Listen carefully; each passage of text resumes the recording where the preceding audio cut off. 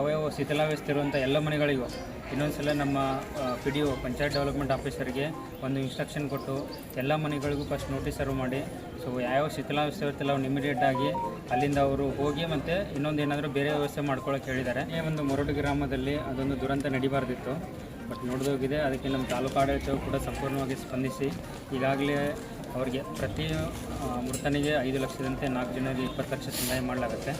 ಇಂದು ಕೂಡ ನಾವು ಅವ್ರ ಮನೆಗೆ ಬಂದುಬಿಟ್ಟು ಆದೇಶ ಪ್ರತಿಯನ್ನು ನೀಡಿರ್ತೀವಿ. ಅದರಂತೆ ಇವತ್ತು ಮಾರ್ನಿಂಗ್ ಬೆಳಗ್ಗೆ ನಮ್ಮ ಲೋಕಾಯುಕ್ತ ಸಾಹೇಬರು ಬಂದು ಅವರು ಕೂಡ ಇಲ್ಲಿ ಪರಿವೀಕ್ಷಣೆ ಮಾಡಿಬಿಟ್ಟು ಯಾವ್ಯಾವ ಶಿಥಿಲಾವಸ್ಥೆ ಇರುವಂಥ ಎಲ್ಲ ಮನೆಗಳಿಗೂ ಇನ್ನೊಂದು ಸಲ ನಮ್ಮ PDO ಪಂಚಾಯತ್ ಡೆವಲಪ್ಮೆಂಟ್ ಆಫೀಸರ್ಗೆ ಒಂದು ಇನ್ಸ್ಟ್ರಕ್ಷನ್ ಕೊಟ್ಟು ಎಲ್ಲ ಮನೆಗಳಿಗೂ ಫಸ್ಟ್ ನೋಟಿಸ್ ಸರ್ವ್ ಮಾಡಿ ಸೊ ಯಾವ ಶಿಥಿಲಾವಸ್ಥೆ ಇರುತ್ತಲ್ಲ ಅವ್ನು ಇಮಿಡಿಯೇಟಾಗಿ ಅಲ್ಲಿಂದ ಅವರು ಹೋಗಿ ಮತ್ತು ಇನ್ನೊಂದು ಏನಾದರೂ ಬೇರೆ ವ್ಯವಸ್ಥೆ ಮಾಡ್ಕೊಳ್ಳೋಕೆ ಹೇಳಿದ್ದಾರೆ. ಯಾಕಂದರೆ ಇನ್ನೇನು ಮಳೆಗಾಲ ಪ್ರಾರಂಭ ಆಗುತ್ತೆ. ಮಳೆಗಾಲ ಪ್ರಾರಂಭ ಆದರೆ ಇಂಥ ಘಟನೆಗಳು ಜರುಗುವುದು ಸರ್ವೇ ಸಾಮಾನ್ಯ.